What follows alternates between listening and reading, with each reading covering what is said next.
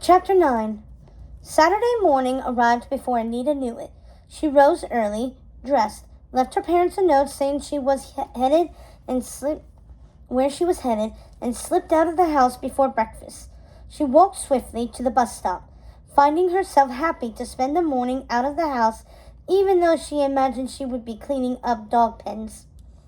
Anything beat having to listen to Lizzie sing music from Meet Me in St. Louis with Mom again. Her sister's audition was Monday, and it was all anyone in the house could talk about. Mom was so excited for the audition, Anita couldn't find a single moment to tell her about the leaderboard, or anything else for that matter, including her volunteer work at the Hampton House for Dogs and Cats.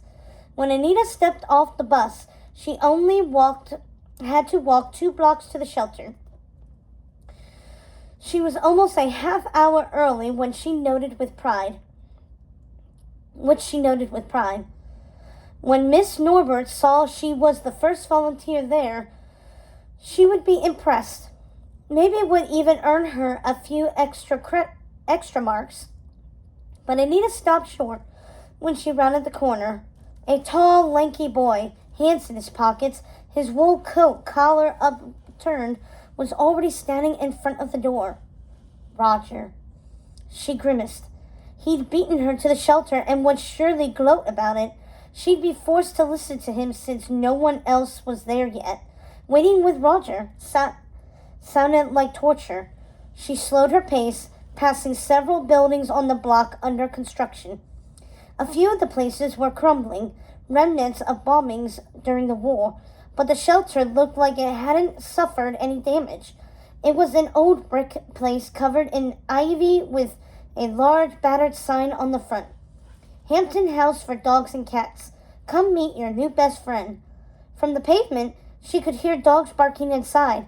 Anita stood a few feet away from Roger, who pretended not to notice her when he clearly did.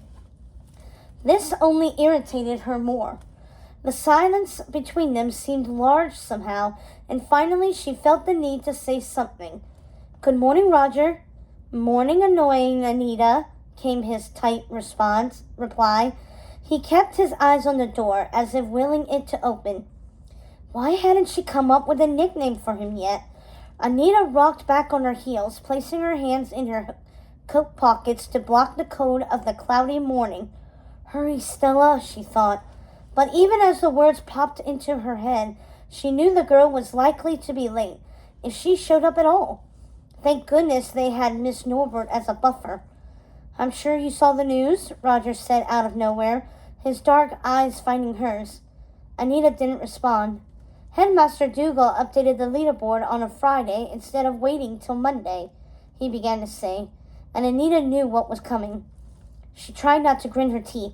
She already knew his news. She'd heard him talking about it loudly on the bus the afternoon before, but she refused to let him bait her. When he saw my top marks this week, he said, My boy, this can't wait. And he had Mrs. Ellerman update the leaderboard before the weekend. Anita couldn't hold her tongue any longer. It wasn't you being your typical annoying self pushing to have the board changed early. Poor Mrs. Ellerman, dragging a ladder with her bad back too. As if you care about Mrs. Ellerman's bad back. And I did not push. I merely suggested the update, Roger said haughtily. Headmaster Dougal agrees that updating the board early helps foster a healthy competition. With me now on top, you're not on top, Anita said shrilly. She knew she was getting herself wound up, and she had to stop. She stared at the door to the shelter instead of at Roger. Open, please open, she thought. You're tied with me for first place. Tied. But my name is in fact at the top of the board, Roger said and simpered. Because when we're tied, the names are listed alphabetically, Anita fumed. R comes before W, or don't you know how to spell? I know my ABCs. Do you? Roger looked delighted at the rise he was getting out of her. Speaking of A's, I'm almost positive I got a perfect score on my English vocabulary test, which means with the perfect math score too, I'll surely pull ahead of you on the board next week. How do you know I didn't get perfect scores on both of those tests as well? Anita said tightly. She didn't. She got one vocabulary word wrong in English. The word aberrant would haunt her until the grave. But that math test, there were one or two problems she was definitely unsure about. I saw your grade myself because I waited to see our papers graded. You'll be in second place by Monday, he said smugly. She felt a flash of rage. She couldn't stand this boy. Oh, why don't you... But she was so bad at snappy comebacks, she couldn't think of one. Why don't I what? He said, still smirking. Go away, she said gruffly, and folded her arms across her chest. She looked at the watch on her wrist. It was now 10 minutes till 9 a.m. Someone should be coming any moment to open the shelter, even if Stella didn't show. Hurry, Miss Norbert. Why do you want to win top marks anyway? He asked. She looked at him warily. What do you mean? He rolled his eyes. You know what I mean. The student with top marks in the form gets free tuition the following year to Highbrook. What do you need free tuition for? I read the Reynolds news piece last week. Aren't you the Weatherby heiress? His tone was mocking. She practically snorted, but stopped herself. Heiress? She was lucky Mum didn't have to count her coins to buy extra eggs at the end of the week. But Roger didn't need to know that. Why do you want top marks and free tuition? I thought your dad was a famous pianist. She thought she noticed Roger twitch. He is. Performed at Royal Albert Hall last week and is booked solid at a number of private events this spring. We certainly don't need the tuition, but I always play to win. His pompous attitude almost annoyed her more than the thought he didn't even need the money. But before she could think of something to say, she heard the sound of a car coming down this quiet street.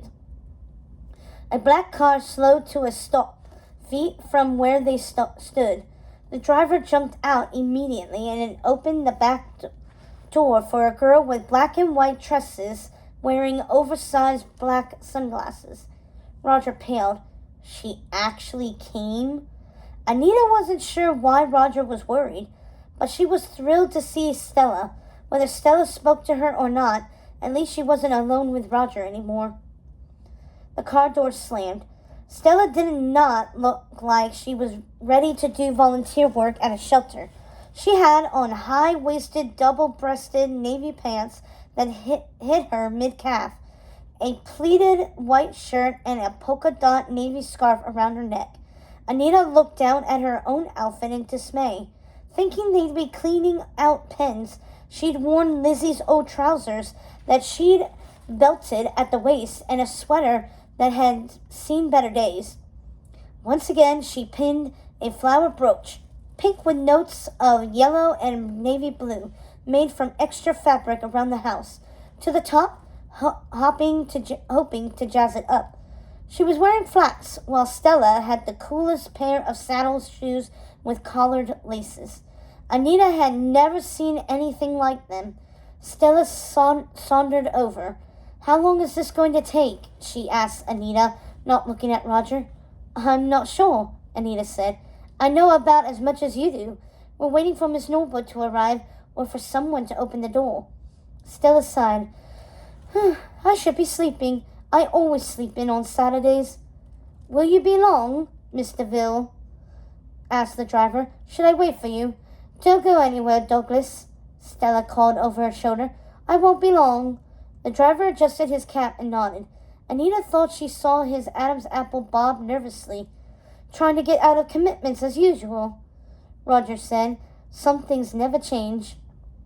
Stella lowered her sunglasses and looked at Roger as if seeing him for the first time. Hello, Cornelius, she purred. How awful to see you again. Cornelius? Anita didn't know what was happening. Do you two have history or something? That's not my name, Roger said, his voice jumping an octave. And unfortunately, yes, we've known each other since we were infants. Stella smiled coolly, and we've hated each other from the that very first day, when you stole my dummy," Roger snapped. "Is it my fault you couldn't keep your soother in your mouth?" she asked, opening her bag and taking out a small mirror to check her reflection. "Cornelius has never been able to hang on to anything of importance." She glanced up at him. "Neither has his father." "What are you even doing here?" He spat, the blood vessels in his forehead throbbing. "You hate dogs." "And most people," Stella said calmly. "Not that my affairs or how I chose to spend my time is any concern of yours, Cornelius." "It is the letterboard, isn't it?" Roger asked. "Your father must be horrified at how you've soiled the precious DeVille name with your poor grades. Clearly his board member status only gives you so much free rein." Anita saw a flash of worry across Stella's face. Then her cool demeanor returned. "I wouldn't worry yourself about me. How is your father paying your tuition, Cornelius?" Roger's face grew even redder, and Anita suspected he was seconds away from an outburst. "I think we should all calm down," Anita said, trying to intervene even though she was unsure what was going on. "Oh, sod off," Roger said, and walked a few feet away. "Both of you." Anita and Stella both burst out laughing. The two looked at each other with appreciation. "Roger's name is really Cornelius?" Anita asked. "Awful, isn't it?" Stella grinned. "That's why he goes by Roger." Anita laughed harder. Cornelius was the worst name ever. She didn't need to give him a nickname. She could just use his real name. "Wait till the rest of class hears this." Stella nudged her. "That's the spirit. You do have a backbone, Anita. Good." She studied her. "You don't let him get to you, do you?" Anita side-eyed him a few feet away. "I try not to." "Hit him where it hurts," Stella instructed. "That's how you win when it comes to people like Cornelius." Anita would have to try harder. "How do you two know each other?" "My mother was friends with his mother, and now my father takes pity on his father." "Pity?" Roger overheard and stormed back over. "My father is a world-famous pianist. If anyone is taking pity on anyone, it's my father agreeing to do private shows for your father to fundraise money to run his pathetic little fashion line that critics say is lackluster at best." Stella got in his face. "If anyone is lackluster, it's you and your gold-digging father," she said, and smiled innocently. "I'm curious, does your father still have a thing for greyhounds?" "Don't talk about my father," Roger shouted, and Stella looked pleased. Greyhounds? Anita had never heard Roger so unhinged. Maybe Stella was right. Don't let him get to you, and he'll fall like a house of cards on his own. "Miss Norbert is going to be here any minute. We shouldn't be arguing," she said, even though she was enjoying seeing Roger look miserable for a change. "I agree. Said Stella. "We should probably also go over how this volunteer business is going to work today. Cornelius, you will do anything that requires actual cleaning." "Excuse me, but I don't think you get to decide what Roger started to say, and Stella waved him off. No, that wasn't a request." Her smile was eerily firm. "Unless you want to tell Anita about your father's love of dog racing?" Roger's chest was rising and falling. "Fine, I'll clean the pens." Anita looked at Stella in wonder. How did she make people listen to her? She wished she could do the same with Mom and Dad. "Students!" Miss Norbert was running down the street wearing a navy dress shirt knotted at her waist, dark pants and saddle shoes, with her hair covered in a handkerchief. "My bus was late," she apologized as she pulled out a ring of keys. "I should have warned you the night guard was probably sleeping. Rupert tends to sleep through the alarm, but he's a sweet soul. But the Shater couldn't do this without him. Did you try knocking?" "No," Anita said, looking at Stella and Roger, who was still glaring at each other. "We thought we should wait for you." "I hope you weren't waiting long." Miss Norbert fumbled with the keys till she found the right one, which was tarnished brass on the verge of turning green. The door clicked and she opened it. "Aha! We're in." She flipped on the lights and Anita stared at a white room with a check-in desk, much like one would find at a physician's office. Everyone should be in within the first hour. Roger, dear, she turned to him. Could I ask you to go into the storage closet in the corner and bring out a stack of newspapers? We need to put those down in the pens. Roger glanced quickly at Stella, who just smiled. Yes, no problem. He walked away. Now, girls, Miss Norbert said, turning to Anita and Stella, you can help me replenish dog and cat food. Follow me into the shelter area. Adoption and interested parties won't arrive till noon when we have open adoption hours, but we need to have all the animals' pens cleaned by then. Of course, everyone must fill out forms to make sure they're a good candidate for adoption. I'm thinking one or two of you can handle the applications. Gretchen, the shelter's director, said she received 30 new puppies this week. That brings our total to almost 300 dogs and cats. She shook her head. More come in than go out, I'm afraid. Why is that? Anita asked. They'd adopted Madeline when they moved to London. In Hemel Hempstead, they'd had no room for a dog. I think some people are still wary after the war, Miss Norbert admitted. People are just getting over food shortages, rations, finding new jobs, rebuilding. We found some are afraid to commit to feeding and caring for another member of the household. That's why Hampton House is different. She pointed to a bulletin board filled with flyers and coupons for dog and cat food from Reynolds News. We try to help every family with free pet food when they need it. We have a free veterinarian on site for care, and we try to do large adoption events in their park. She frowned. Well, at least that's our hope. Volunteers are short, I'm afraid, and word about the shelter is scarce. I'm trying to find a way to let people know we're here, but our budget is to promote ourselves isn't high. How did you get involved in Hampton House? Anita continued, curious, but also hoping the more attentive she was, the better she looked to Miss Norbert. Stella, she noticed, was sticking close to her side suddenly, her eyes darting back and forth between the doors. We lost our pet right before the war, when I still lived at home, and it just didn't feel like the right time to take on a new one, Miss Norbert said sadly. When I moved to London to teach, I wanted a new dog, but my landlord doesn't allow pets. So I decided, why have one when I can have hundreds? She smiled. I volunteer after work every day that I can, and most weekends. It gives me purpose. She walked through the check-in room and unlocked a second door, where the sound of dogs barking was much louder. Inside was a room lined with cages on both sides, filled with dogs, lots and lots of dogs. Stella stopped short of the doorway. Come meet the troops, Miss Norbert said, sounding almost giddy. Anita stepped around Stella and walked in behind Miss Norbert, getting a whiff of dog almost immediately, along with pens that needed to be cleaned. The puppies looked happy to see people. As soon as she and Miss Norbert started walking down the aisle, the dogs raced to the edges of the cages and put their paws up on the metal crate. The barking and tail wagging was so fierce, Anita could hardly hear herself think. Miss Norbert walked ahead of her, greeting all the dogs she could through the fencing.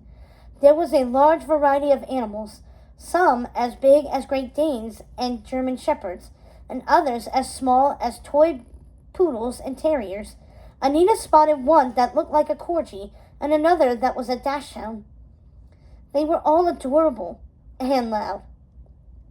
Anita turned to see what Stella thought of the commotion and realized the girl was still standing at the other end of the hallway, peering into the room, a mixture of fear and panic on her face. It was one thing to not like dogs. It was another to be fearful of them. Stella wasn't afraid of anything, was she? We keep the kittens and cats separate, of course. Miss Norbert continued to a smaller room with cages stacked on top of one another. There were also a few larger cages that connected for cats to crawl through. Miss Norbert walked over to a wardrobe and handed Anita a pair of gloves, garbage bags, and a bucket. There is a hose in the back that you can use to clean up the cages for the dogs. I'll handle the cats. Claws, she said knowledgeably. But the puppies should be good. They're hyper, but none have behavioral issues. You won't have any problems. You don't mind being jumped on, do you? No, Anita said. My dog does that all the time. Good, Miss Norbert smiled. Let's get to work. Then, I'm sure Roger will be back with the newspapers any moment, and we have much to do before everyone arrives. Anita nodded. While Stella might have been squirmy about cleaning pens, Anita was used to cleaning up after Madeline on walks, so it didn't bother her. Thanks, Miss Norbert. Her teacher was already opening the first cage and taking a tabby cat out to cuddle. I'll be by to help you finish up when I'm done. Oh, she called to Anita, one more thing. Keep both doors to the room closed on either side. Can't risk any of the puppies getting out. Of course, Anita said, closing the door to the cat room behind her and entering the dog area again, where things were much louder. She found Stella still frozen in the doorway at the other end of the room. Maybe she just needs some encouragement, she thought, and walked over just as Roger appeared with a large stack of papers. Miss Norbert said to hose down the pens, lay down fresh newspaper, and then I guess afterwards we replenish the food. Anita had forgotten to ask her about that part. She put on her gloves and worked at the puppies. Stella and I can help feed the dogs. That's not all you're doing, Roger snapped. I don't care what Corella says. I'm not cleaning all these pens alone. Corella, he was so juvenile. She felt a flash of anger. Anita waited for Stella to go back at him, but she was silent. How odd. I think we already established you're the one doing the cleaning.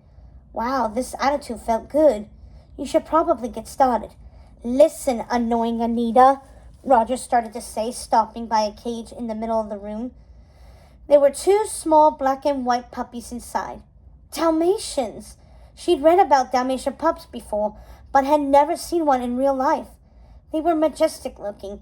Immediately she imagined sketching both puppies.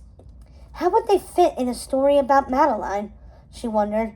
While both Dalmatians were speckled, their spots were unique, making it easy to tell them apart. One had a black spot over the left eye, while the other had black ears with white spots, unlike the first pup. Thoughts of Roger were swept away. Hi there, she said to the puppies through the bars as they tried to get to her, one licking her hand. How could anyone not fall in love with these two? If you're not going to help, get out of the way, Roger said, opening the gate to get inside. Both puppies shot past him and headed to the end of the room. Stop them! Anita shouted to Stella, who was blocking the exit, but the moment she said the words, she knew something was wrong. Stella took one look at the two Dalmatians charging toward her and let out an ear-piercing scream, gripping the walls of the doorway on either side of her in terror.